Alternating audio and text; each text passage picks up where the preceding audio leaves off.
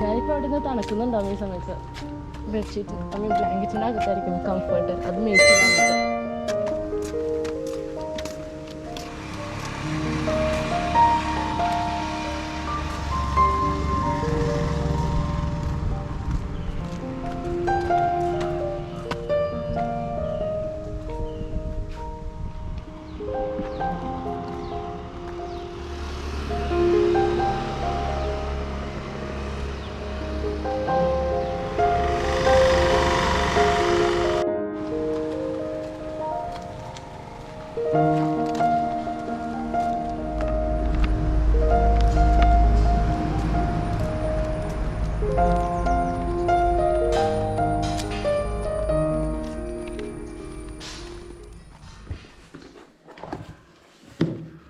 Hi all, welcome back. ഇന്നത്തെ video എന്ന് പറയുന്നതേ, നമ്മുടെ ഈ മഴക്കാലത്തൊക്കെ നമ്മൾ ഗാർഡനിങ് ചെയ്യുമ്പോൾ അതിനുള്ള ഒരു കെയർ ടിപ്സ്, നമ്മുടെ പ്ലാന്റ്സിനുള്ള കെയർ ടിപ്സാണ്. ജസ്റ്റ് സിമ്പിളായിട്ടുള്ളത്. എൻ്റെ കയ്യിൽ വലിയ വലിയ ചെടികളൊന്നുമില്ല. അതായത് അധികം കെയർ വേണ്ടാത്ത കുറച്ച് ചെടികളൊക്കെയാണ് എൻ്റെ കയ്യിലുള്ളത്. എന്നുവെച്ചാൽ ഞാൻ ഒരു ദിവസം എങ്ങാനും വെള്ളം ഒഴിക്കാൻ പറ്റിയില്ലെങ്കിൽ സർവൈവ് ചെയ്യാൻ പറ്റുന്ന കുറച്ച് ചെടികളൊക്കെയാണ് എൻ്റെ കയ്യിൽ. കുറച്ച് ഇൻഡോർ പ്ലാന്റ്സും അതുപോലെ പുറത്ത് വയ്ക്കാൻ പറ്റുന്ന പ്ലാന്റ്സൊക്കെ ഉള്ളത് കേട്ടോ. അപ്പോൾ കുറച്ച് അധികം നാളായി, അത് 2, 3, 4 വർഷമൊക്കെയായി ഞാൻ ഈ പ്ലാന്റ്സ് കൊണ്ട് നടക്കുന്നു കേട്ടോ. അപ്പം അന്നൊക്കെ എന്ന് പറഞ്ഞു കഴിഞ്ഞാൽ എൻ്റെ കയ്യിൽ വലിയ ഗാർഡനിങ് ടൂൾസ് ഒന്നും ഉണ്ടായില്ല, ഉള്ളതും കൊണ്ടൊക്കെയാണ് ചെയ്തുകൊണ്ടിരുന്നത്. ഇപ്രാവശ്യം ആമസോണിൽ നിന്ന് 2 ഗാർഡനിങ് ടൂൾസ് ഞാൻ വാങ്ങിച്ചു. ഒരെണ്ണം ഈ ഒരു സംഭവമാണ് കേട്ടോ. നമുക്കിങ്ങനെ മേൽമണ്ണൊക്കെ ഇങ്ങനെ കുത്തി മാറ്റി വളമൊക്കെ ഇടാനുള്ള സമയങ്ങളിൽ ഇത് ഭയങ്കര ഹെൽപ്ഫുള്ളാണ്. ഞാൻ കമ്പ് കോലൊക്കെ ഉപയോഗിച്ചാണ് ചെയ്യാറ്. അപ്പോൾ എന്തായാലും ഇതിനകത്ത് ഇൻവെസ്റ്റ് ചെയ്യാമെന്ന് വിചാരിച്ചു. പിന്നത്തെ ഉള്ളതെന്ന് പറയുന്നത് ഒരു പ്രൂണിങ് സിസേഴ്സ്, ഗാർഡനിങ് സിസേഴ്സ് എന്ന് പറയുന്നത്. ഞാൻ അതിന് മുന്നേ ഉപയോഗിച്ചിരുന്നതൊക്കെ നോർമൽ പേപ്പർ സിസേഴ്സ് അല്ലെങ്കിൽ കിച്ചണിൽ യൂസ് ചെയ്യുന്ന സിസേഴ്സൊക്കെയാണ്. അത് യൂസ് ചെയ്യേണ്ടതെന്ന് വെച്ച് കഴിഞ്ഞാൽ ഓരോ പ്രാവശ്യവും ഭയങ്കര കട്ടിയുള്ള പ്രൂണിങ്ങൊക്കെ ചെയ്യുമ്പോൾ നമ്മുടെ തൊലിയൊക്കെ അങ്ങ് പോകും. അപ്പോൾ ഇപ്രാവശ്യം ഞാൻ ഈ ഒരു സിസേഴ്സ് വാങ്ങിക്കാമെന്ന് വിചാരിച്ചു. ലോക്കിംഗ് സിസ്റ്റമൊക്കെ ഉണ്ട്, അതിനകത്ത് ഇൻസ്ട്രക്ഷൻസ് ഉണ്ട്, അതിനനുസരിച്ച് ചെയ്യാം. പിന്നെ നമ്മളിത് ഉപയോഗിക്കുമ്പോൾ സ്പ്രിങ്ങിൻ്റെ ഇടയിലൊന്നും നമ്മുടെ തൊലി പെടാതെ സൂക്ഷിക്കണം. കെയർഫുള്ളായിട്ട് വേണം ഈ ഒരു സിസേഴ്സ് ഉപയോഗിക്കാനായിട്ട് കേട്ടോ. അപ്പോൾ ഇതിൻ്റെ ലിങ്ക് ഞാൻ ഡിസ്ക്രിപ്ഷൻ ബോക്സിലിടാം. എങ്ങാനും ലിങ്ക് കണ്ടില്ലെങ്കിൽ നിങ്ങൾ കമൻസിലൊന്ന് എന്നെ ഓർമ്മിപ്പിക്കുക കേട്ടോ. ഡിസ്ക്രിപ്ഷൻ ബോക്സിനകത്ത് ഞാൻ ലിങ്ക് ഇടുന്നതായിരിക്കും കേട്ടോ.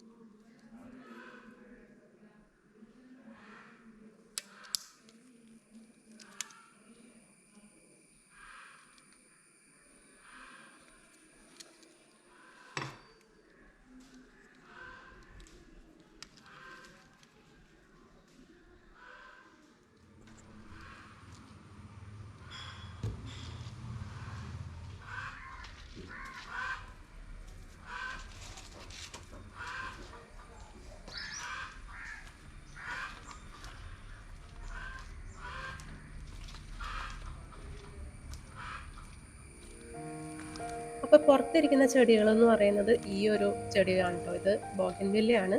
കുറച്ചധികം വെറൈറ്റി എൻ്റെ കയ്യിലുണ്ട്, എല്ലാതും ഇല്ലെങ്കിലും കുറച്ചൊക്കെ ഉണ്ട്. പിന്നെ ചിലതൊക്കെ ഞാനിങ്ങനെ വീണ്ടും അതിൻ്റെ കമ്പൊക്കെ പിടിപ്പിച്ച് കൊണ്ടുവന്നേക്കുന്ന ചെടികളാണ് കേട്ടോ. അപ്പോൾ 2 എണ്ണമൊക്കെ ഇങ്ങനെ സെയിം ചെടികളൊക്കെ ഉണ്ടാവും. അപ്പോൾ ഇതിങ്ങനെ മഴക്കാലത്തായാലും പുറത്ത് തന്നെയാണ് വെക്കുക കേട്ടോ. പിന്നെ അതേ പുല്ലൊക്കെ പിടിച്ചിട്ടുണ്ട്, ഇനി ഇതിനൊക്കെ വെട്ടി മാറ്റുകയൊക്കെ ചെയ്യണം. പിന്നെ എന്താ പറയുക, മഴക്കാലത്ത് അതായത് മഴ തുടങ്ങണേക്ക് മുന്നായിട്ട് വേണമായിരുന്നു നമ്മൾ പ്രൂൺ ചെയ്യാൻ. പക്ഷേ ഇപ്പോൾ പറയാൻ പറ്റില്ലല്ലോ മഴയൊക്കെ എപ്പോഴാണ് തുടങ്ങണേന്ന്. നേരത്തെ ഇപ്രാവശ്യം മഴയൊക്കെ തുടങ്ങിയല്ലോ.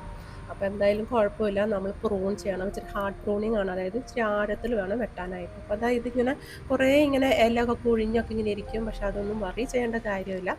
അതിനി നവംബർ സമയമൊക്കെ ആകുമ്പോഴേക്കും വെയിലും, പിന്നെ നല്ല വെയിലും പിന്നെ കുറച്ച് മഴയൊക്കെ ആയിട്ട് വരുമ്പോഴേക്കും ഇതിൻ്റെ ഇലകളൊക്കെ വരും. അപ്പം നമ്മുടെ ഈ ഇങ്ങനെ വള്ളി പോലെ പോയിക്കുന്ന കംപ്ലീറ്റ് കമ്പുകളൊക്കെ നമുക്ക് വെട്ടി മാറ്റാം.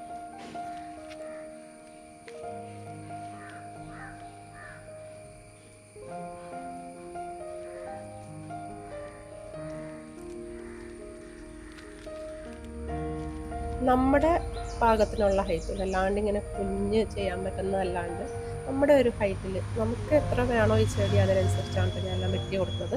ഒരെണ്ണത്തിന് അങ്ങനെ വെട്ടി കൊടുക്കുമ്പോൾ എല്ലാം ആ ഒരു ഹൈറ്റിൽ ഞങ്ങൾ വെട്ടി കൊടുക്കും. പിന്നെ ചെറിയ ചെടികൾക്കെന്ന് പറയുമ്പോൾ നമുക്ക് അങ്ങനെ ചെയ്യാൻ പറ്റില്ലല്ലോ. അപ്പോൾ അത് ഞാൻ എന്തായാലും കാണിക്കുന്നുണ്ടേ.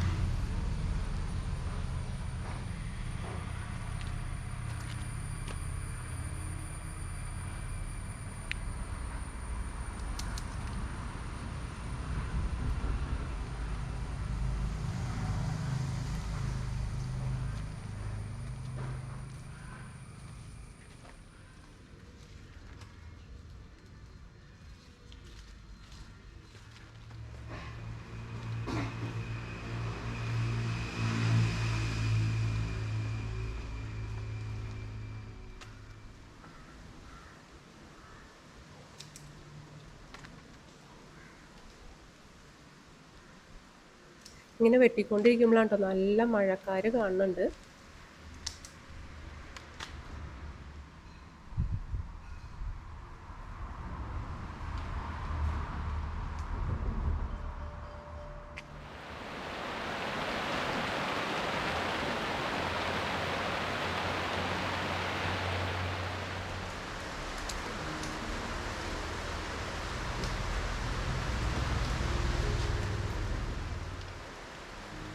അപ്പോൾ നല്ല മൂത്ത കമ്പുണ്ടെങ്കിലുണ്ടല്ലോ, ഞാനത് 2-3 എണ്ണമായിട്ട് വെട്ടാൻ പറ്റണമെന്നാണെങ്കിൽ ഞാനത് എന്താ പറയുക, വീണ്ടും നട്ടുപിടിപ്പിക്കാനായിട്ടേ വേരൊക്കെ വറ്റിച്ച് വീണ്ടും ഒരു ചെടിയാക്കാൻ വേണ്ടിയിട്ട് ഞാൻ ഒരു ചെറിയ ചട്ടിയിൽ മണ്ണൊക്കെ നിറച്ചിട്ട്, ഇതിൽ വളമൊന്നും ഞാൻ ഇട്ടിട്ടില്ല, ജസ്റ്റ് മണ്ണ് നിറച്ചിട്ടിട്ടുള്ളൂ. എന്നിട്ട് നമ്മളിതിൻ്റെ വലിയ വലിയ കൊമ്പുകളൊക്കെ എടുത്ത് മാറ്റാണ്. 2-3 ആക്കുകയും ചെയ്യും. പിന്നെ ഇങ്ങനെ നീളത്തിൽ വന്നേക്കണ ആ കൊമ്പുകളൊക്കെ ഒന്ന് വെട്ടി മാറ്റുകയും ചെയ്യും. മണ്ണിനകത്ത് ഇട്ട് വെക്കേണ്ട ഭാഗങ്ങളൊക്കെ ഞാൻ ആഴത്തിൽ വെട്ടി മാറ്റുകയും ചെയ്യും കേട്ടോ.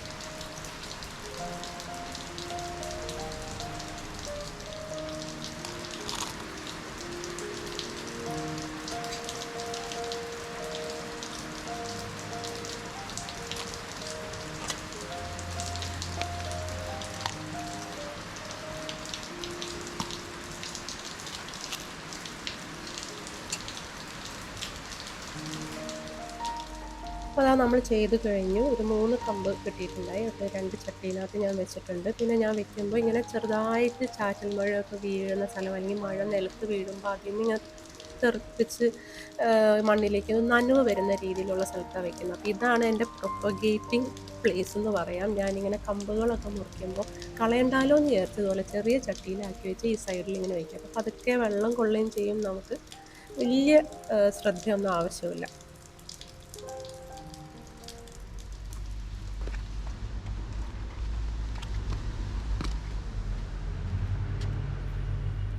അപ്പോൾ അതാ വന്ന മഴ അങ്ങോട്ട് മാറി കേട്ടോ. അപ്പോൾ ഇനി ബാക്കിയുള്ളതൊക്കെ ഒന്ന് പ്രൂൺ ചെയ്യാമെന്ന് വിചാരിച്ചു. ഇത് ഞാൻ കാണിക്കാൻ, ഇത് ചെറിയ ചെടിയാണ്, എനിക്ക് കുറച്ച് നാൾ മുന്നേ കിട്ടിയതാണ് കേട്ടോ. ഒരു ലാവൻഡർ കളർ ബോഗൺവില്ല. അപ്പോൾ ഇതിൻ്റെ കംപ്ലീറ്റ് ഇല അങ്ങ് പോയിക്കാണ്, പക്ഷെ അത് വീണ്ടും കിളർന്ന് വരും ഇലയൊക്കെ. അപ്പോൾ ഇത് ചെറുതാന്ന് വിചാരിച്ച് വെട്ടാണ്ടിരിക്കാൻ പറ്റില്ലാണ്ട് ഇതിൻ്റെ വള്ളി ഇങ്ങനെ ഭയങ്കര നീളത്തിൽ പോയിട്ട് ഇങ്ങനെ താഴോട്ട് പോകണം. അപ്പം അതെല്ലാം ഞാൻ വെട്ടി മാറ്റിയിട്ട് ഇത് ഇങ്ങനെ വടി പോലെ ഇങ്ങനെ നിന്നോളൂ. അപ്പോൾ അതൊക്കെ ഇങ്ങനെ തടി വെച്ച് വരികയും ചെയ്യും. എന്നിട്ട് അതുമേ കമ്പുകളും ഇലകളൊക്കെ വരികയും ചെയ്യും.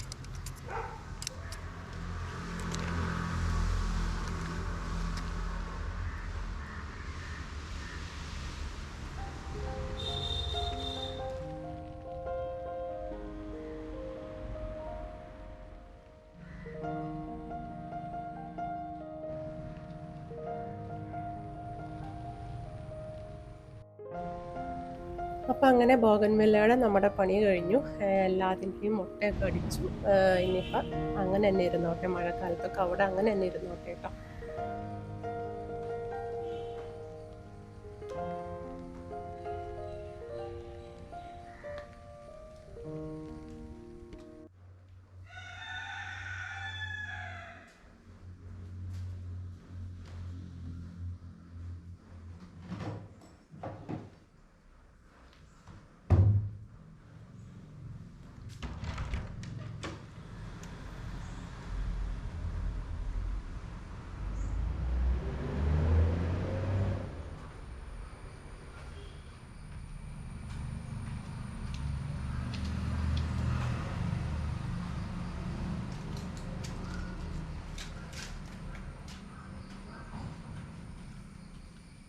അപ്പോൾ ഇതൊരു റബ്ബർ പ്ലാന്റ് ആണ്. ഞാനിത് തൈയായപ്പോൾ വാങ്ങിച്ചതാണ്, 150 രൂപയ്ക്കോ അങ്ങാണ്ട് വാങ്ങിച്ചതാണ്. എന്നിട്ട് ഞാൻ ഒരു ചെറിയ ചട്ടിക്കകത്ത്, ഒരു ആവശ്യത്തിന് വലിപ്പമുള്ള ചട്ടിക്കകത്ത് വെച്ച് ഞാൻ അവിടെ ഇങ്ങനെ വെച്ച് വളർത്തിയെടുത്തു. അപ്പോൾ എനിക്കൊരു ഇൻഡോർ പ്ലാന്റ് ആക്കി എടുക്കണമായിരുന്നു കേട്ടോ. അപ്പോൾ അതുകൊണ്ട് ഞാൻ വളർത്തിയെടുത്തു. അപ്പോൾ നല്ല വലിപ്പം വെച്ചു. ദേ ഈ ഒരു ചെറിയ ചട്ടിക്കകത്ത് നിന്നാണ് ഇത്ര വലിയതായിട്ട് വളർന്നത്. അപ്പോൾ ഇനി നമുക്കിതൊന്ന് പ്രൂൺ ചെയ്യണം, വേറൊരു ചട്ടിയിലേക്ക് മാറ്റണം, അത് കഴിഞ്ഞ് വീടിൻ്റെ അകത്തേക്ക് മാറ്റാമെന്ന് വിചാരിച്ചേട്ടോ. അപ്പോൾ ഈ ഒരു ടൂള് ഞാൻ ഇതിനകത്ത് യൂസ് ചെയ്തു. വെറുതെ ജസ്റ്റ് അത് കല്ല് പോലെ ഇങ്ങനെ ഇരിക്കുകയായിരുന്നു. ഇതിന് വലിയ കെയർ ഒന്നും വേണ്ട. ഇതെല്ലാം എൻ്റെ കയ്യിലിരിക്കുന്ന ചെടി എന്ന് പറയുന്നത് വലിയ കെയർ ഒന്നും വേണ്ട എന്ന് വെച്ച് ഒട്ടും നോക്കാണ്ടിരിക്കുകയല്ല, വല്ലപ്പോഴൊക്കെ നോക്കണം.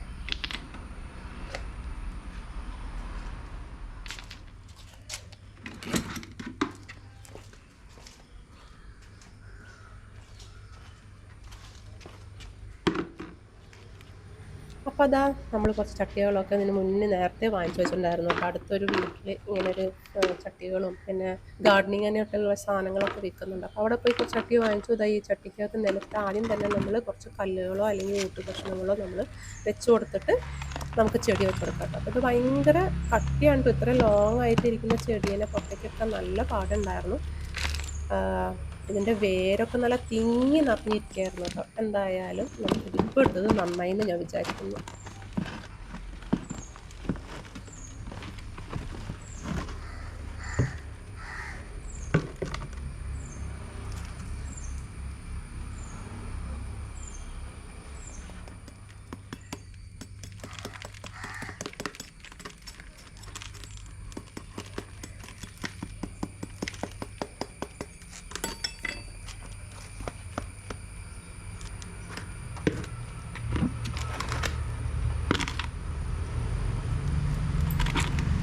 അപ്പം ഞാൻ അധികം മണ്ണൊന്നും ഇളക്കി മാറ്റിയില്ല കേട്ടോ. എന്തായാലും കുറച്ചും കൂടി വലിയ ചട്ടിയിലേക്കല്ലേ ഇടുന്നത്. പിന്നെ ബാക്കിയുള്ള സ്ഥലങ്ങളിലൊക്കെ നമ്മൾ മണ്ണും തരിപ്പുള്ള മണ്ണലും ഒക്കെ കൂടി വേണം കേട്ടോ. വെള്ളം കെട്ടി നിൽക്കാൻ പാടില്ല. എന്നിട്ടത് ഫില്ല് ചെയ്ത് നമുക്കങ്ങ് കൊടുക്കാം.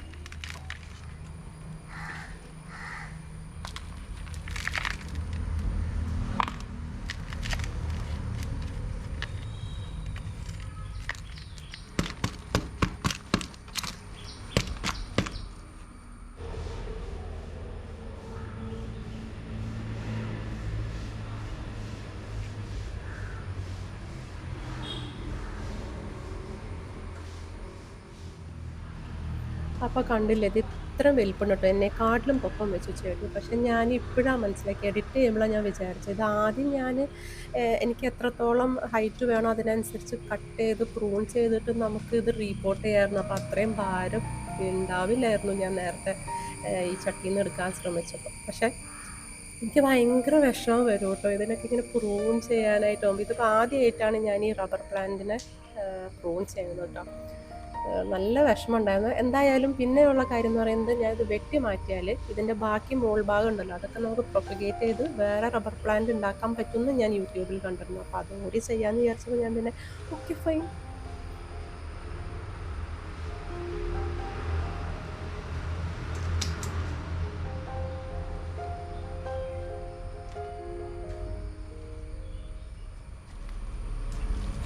ഈ റബ്ബർ പ്ലാന്റ് മുറിക്കുമ്പോൾ അതിങ്ങനെ പാല് പോലെ വരുന്നുണ്ടോ, അതൊക്കെ നമുക്ക് തുടച്ചെടുക്കണം കേട്ടോ.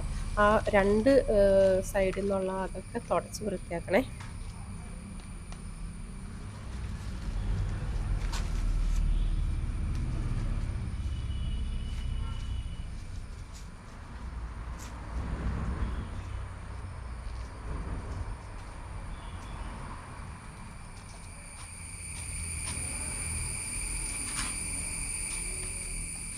അപ്പോൾ എന്തായാലും ആ റബ്ബർ പ്ലാന്റ് ഞാൻ വീടിൻ്റെ അകത്തേക്ക് ഒരു ഇൻഡോർ പ്ലാന്റ് ആയിട്ട് കയറ്റാൻ വിചാരിച്ചിട്ട്, അപ്പോൾ ആ സ്ഥലത്തേക്ക് ഞാൻ നമ്മുടെ ക്രിസ്മസ് ട്രീ ആയിട്ട് ഉപയോഗിക്കുന്ന ചെടി ഉണ്ടല്ലോ, അതിനെ ഞാൻ അവിടെ വെച്ചു കേട്ടോ.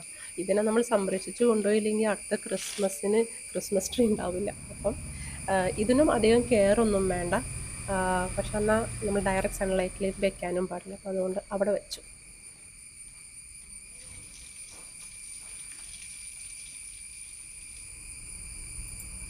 ഈ വേനൽക്കാലം ആയാലും മഴക്കാലം ആയാലും ഞാൻ ഈ ചെടികൾക്ക് എന്താ പറയുക, വേറെ വേറെ സ്ഥലമൊക്കെ കണ്ടെത്തി എടുത്ത് വെക്കും കേട്ടോ. അപ്പം മഴക്കാലം ആകുമ്പോൾ അധികം മഴ കൊള്ളാത്ത സ്ഥലത്തൊക്കെ കൊണ്ടുപോയി വെക്കും. ഇത് നമ്മുടെ സി പ്ലാന്റ് പച്ച നിറത്തിലും പിന്നെ നല്ല കടും പച്ച നിറത്തിലും, അത് നല്ല രസമുണ്ടായിരുന്നു. അപ്പം ഞാനത് അവിടെ വെച്ചു കേട്ടോ.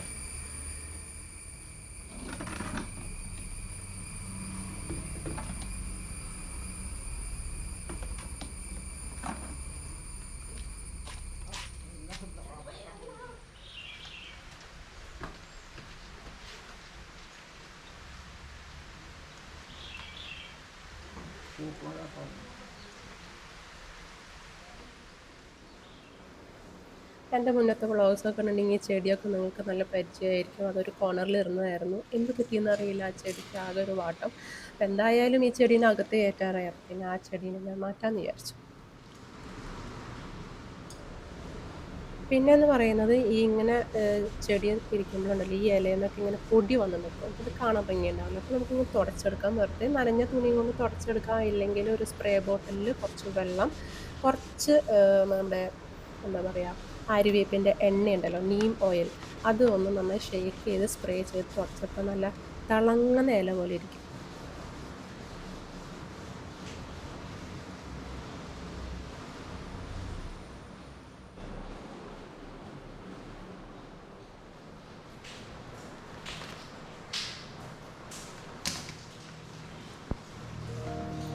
അപ്പോൾ ഞാൻ നേരത്തെ പറഞ്ഞു, നമ്മൾ ആ മുറിച്ച ഭാഗം ഉണ്ടല്ലോ, മോൾ ഭാഗം നമുക്ക് പ്രൊപ്പഗേറ്റ് ചെയ്യാനെടുക്കാം. അപ്പോൾ 1 ഇഞ്ചിൻ്റെ വലുപ്പത്തിൽ ഞാൻ ആ തണ്ടേപ്പാടി, ഇല എവിടെ ഇരിക്കുന്നോ അതിൻ്റെ തണ്ടും കൂടി ഞാൻ എടുത്ത് വെട്ടാണ് കേട്ടോ. നമ്മൾ വെട്ടി വെട്ടി മുറിച്ച് മാറ്റി അതിൻ്റെ ആ പാല് പോലത്തെ സംഭവങ്ങളൊക്കെ തുടച്ച് നമുക്ക് വെള്ളത്തിൽ പ്രൊപ്പഗേറ്റ് ചെയ്യാൻ വയ്ക്കാം.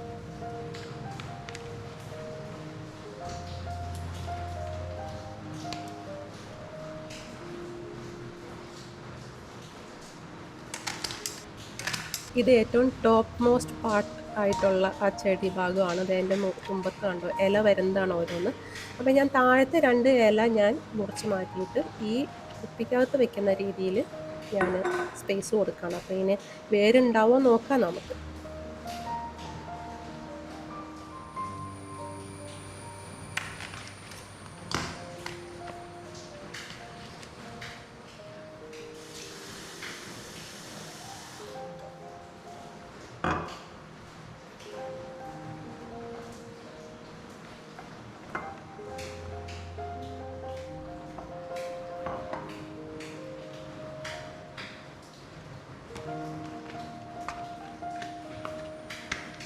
ഈ ഇലകൾ ഓരോന്നായിട്ട് ആ ജാറിനകത്ത് വെക്കാൻ നോക്കിയപ്പോൾ അത് ഇരിക്കണില്ല. അപ്പോൾ ഞാൻ വിചാരിച്ചു അങ്ങനെ റബ്ബർ ബാൻഡ് ഉപയോഗിച്ച് എല്ലാത്തിനെയും ഒന്ന് സെക്യൂർ ചെയ്തിട്ട് നമുക്ക് ആ വെള്ളത്തിലിടാം. ഇനി വേരൊക്കെ വന്ന് ഇങ്ങനെ തിങ്ങി കൂടുകയാണെങ്കിൽ നമുക്കൊരു സിസേഴ്സ് ഉപയോഗിച്ച് ആ റബ്ബർ ബാൻഡ് ഒന്ന് വെട്ടിയാൽ മതിയല്ല. ഇനി അത് സപ്പോർട്ട് ചെയ്ത് നിൽക്കാൻ വേണ്ടിയിട്ട് ഞാൻ ഇതിന് മുന്നേ നമ്മുടെ സ്നേക്ക് പ്ലാന്റിനെ ഞാൻ വെള്ളത്തിലിടുന്നത് ഞാൻ കാണിച്ചിട്ടുണ്ടായിരുന്നു എൻ്റെ ഒരു വീഡിയോയിൽ. അതിനകത്ത് ഒരു സ്നേക്ക് പ്ലാന്റ് ഞാൻ എടുത്തു. അതിന് വേരൊക്കെ വന്നിട്ടുണ്ട്. അപ്പോൾ എന്തായാലും വെള്ളത്തിലിടാനുള്ളതാണ്. അപ്പോൾ ഇതിങ്ങനെ സപ്പോർട്ട് കൊടുത്തിട്ടുണ്ടേ.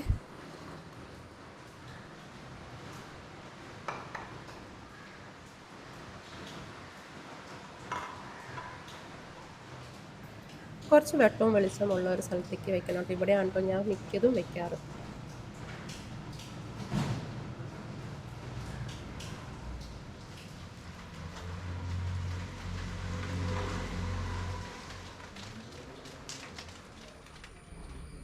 അപ്പോൾ ഈ ഒരു ഷൂട്ട് എടുക്കുന്നത് കുറച്ചധികം ദിവസം കഴിഞ്ഞിട്ടാണ് കേട്ടോ. നമുക്കിതിൻ്റെ ഇടയിലൊരു കുറച്ച് ദിവസം നല്ല മഴയൊക്കെ പെയ്തിട്ട് ഒരുവിധം എല്ലാ ജില്ലകൾക്കും സ്കൂൾ ഹോളിഡേ ഒക്കെ കൊടുത്ത ഒരു സമയം ഉണ്ടായല്ലോ, അതൊക്കെ കഴിഞ്ഞിട്ടാണ് കേട്ടോ.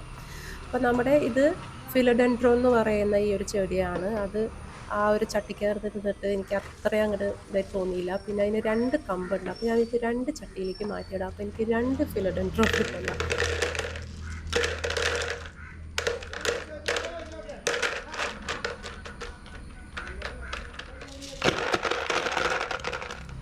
അപ്പോൾ നമ്മൾ സാധാരണ ചെയ്യണ മാതിരി നമ്മൾ ചട്ടി എടുക്കുന്നു, അതിനകത്ത് താഴെ കല്ലൊക്കെ അല്ലെങ്കിൽ ഓട് കഷ്ണം വെച്ച് കൊടുക്കുന്നു. എന്നിട്ട് ഞാൻ കുറച്ച് ഉണക്കയിലൊക്കെ വെച്ച് കൊടുക്കാം കേട്ടോ. അപ്പോൾ ഇങ്ങനെ വെള്ളം പോകാനായിട്ട് അവർക്ക് ഹെൽപ്പാവും, അതാണ്. പിന്നെ മണ്ണിൽ നമ്മൾ ഇച്ചിരി കരിമണ്ണലൊക്കെ ഇട്ട് കൊടുക്കുക, അപ്പോൾ വെള്ളം ഇങ്ങനെ പോയിക്കോളും. ഈ ഫിലഡെൻഡ്രോൺ എന്ന് പറയുന്നത് ഇതിനെ ഭയങ്കര വേരാണ് കേട്ടോ വരുന്നത്.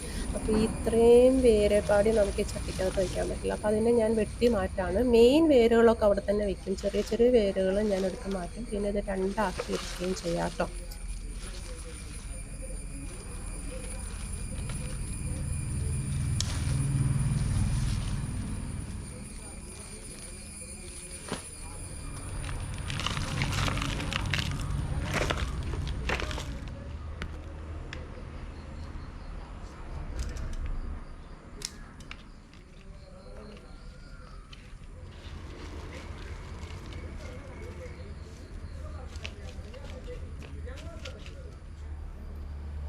ഈ ചെടിയുടെ വേര് നോക്കി, ഒരു വലിയ വേരിൽ നിന്ന് വേറൊരു വലിയ വേര് പോയിട്ട് അതിൽ നിന്ന് കുറേ വേരുകളുണ്ടായിട്ടുണ്ട്. അപ്പോൾ ആ ഒരു വലിയ തടി വേരുണ്ടല്ലോ, അതെടുത്ത് മാറ്റാമെന്ന് വിചാരിച്ചു. എന്ന് വെച്ചാൽ മറ്റേ വേരുമേ നമുക്ക് 3 നല്ല വേരുകളുണ്ട്.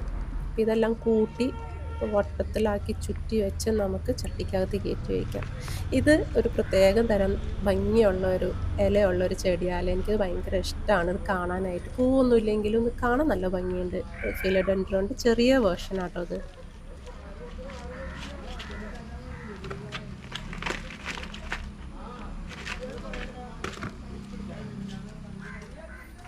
അപ്പം അങ്ങനെ നമ്മളിതെല്ലാം റിപ്പോർട്ട് ചെയ്തു. എന്നിട്ട് ഞാൻ ഒരു നല്ലൊരു സ്ഥലം നോക്കി വെക്കുകയാണ്. മഴയൊക്കെ പെയ്യുമ്പോൾ കുറച്ചേശം വെള്ളം അതിനകത്ത് വീഴുന്ന രീതിയിലുള്ളൊരു സ്ഥലത്ത് ഞാൻ വെക്കുകയാണ് കേട്ടോ. അപ്പോൾ അതാ നമ്മുടെ ZZ പ്ലാന്റ് ഞാൻ ഇതിന് മുന്നേ കാണിച്ചല്ലോ. ഞാൻ ഇടയ്ക്കിടയ്ക്ക് സ്ഥലം മാറ്റുന്നത് നോക്കിയാൽ സ്ഥലം മാറ്റി. ഇപ്പോൾ അതിന് നല്ലോണം വെള്ളം അങ്ങോട്ട് വീണെന്ന് തോന്നുന്നു. 2 കൊമ്പ് ഇതിൻ്റെ ചീഞ്ഞു പോയി. എന്തായാലും ഞാൻ ഇവിടെ എടുത്ത് മാറ്റി വെച്ചു. ഇത് നല്ല വലിയ ZZ പ്ലാന്റ് ആണ് കേട്ടോ എൻ്റെ. അപ്പോൾ ഈ ചെടികളൊക്കെ ഒരുമിച്ചിരുന്നാലേ അവർക്ക് നല്ലൊരു ഇത് കിട്ടത്തുള്ളൂ. ഇത് നമ്മുടെ അഡേനിയം ചെടികളാണ്. മഴക്കാലം ആകുമ്പോൾ ഇതിനെ നമ്മൾ ഷെയ്ഡിനകത്ത് മാറ്റി വെക്കണം. എന്നിട്ടും ദേ നോക്കി ചീഞ്ഞു പോയി. കാഡക്സ് അടക്കം ചീഞ്ഞു പോയി. അപ്പോൾ ഇനി അതിനൊന്നും ചെയ്യാനില്ല. ചിലതിന് ഇല ഉണ്ടാവത്തില്ല, പക്ഷെ കാഡക്സ് നല്ല സ്ട്രോങ് ആയിരിക്കും. അപ്പോൾ അത് ചീഞ്ഞൊന്നും പോകില്ല കേട്ടോ. അത് അങ്ങനെ ഇരുന്നോളും. നമ്മൾ നല്ലൊരു സ്ഥലത്ത് വയ്ക്കുക. അപ്പോൾ എൻ്റെ 2 അഡേനിയം അങ്ങനെ ചീഞ്ഞു പോയി. ബാക്കി അല്ലാതെ ഇങ്ങനെ ഇരിപ്പുണ്ട്. ചിലതിങ്ങനെ ഇലയൊക്കെ അതുമ്പോൾ തന്നെ ഇരുന്ന് ചീഞ്ഞു പോയാൽ ആ തണ്ടേപ്പാടി ചീഞ്ഞു പോകും. അപ്പോൾ അതൊക്കെ ഒന്ന് ശ്രദ്ധിക്കുക. അവിടെയൊക്കെ അങ്ങനെ എന്തെങ്കിലും ഉണങ്ങിപ്പോയ ഇലയോ ഒക്കെ ഉണ്ടെങ്കിൽ അതൊക്കെ മാറ്റാം. പിന്നെ വേനൽക്കാലമൊക്കെ ആകുമ്പോഴേക്കും നവംബർ മാസമൊക്കെ തുടങ്ങുമ്പോൾ നല്ല വെയിലും രാത്രികളിൽ നല്ല മഴയൊക്കെ വരുമ്പോൾ നമുക്ക് പുറത്ത് നീക്കി വയ്ക്കാം, വെയിലുള്ള സ്ഥലത്തേക്ക് മാറ്റി വയ്ക്കാം. അപ്പോൾ ഇങ്ങനെയൊക്കെയാണ് എൻ്റെ കയ്യിലുള്ള ചെടികൾ. ഈ ഒരു വീഡിയോ നിങ്ങൾക്ക് ഇഷ്ടപ്പെട്ടെങ്കിൽ ലൈക്ക്, ഷെയർ ആൻഡ് സബ്സ്ക്രൈബ്. നമുക്ക് അടുത്ത വീഡിയോയിൽ കാണാം. ബൈ.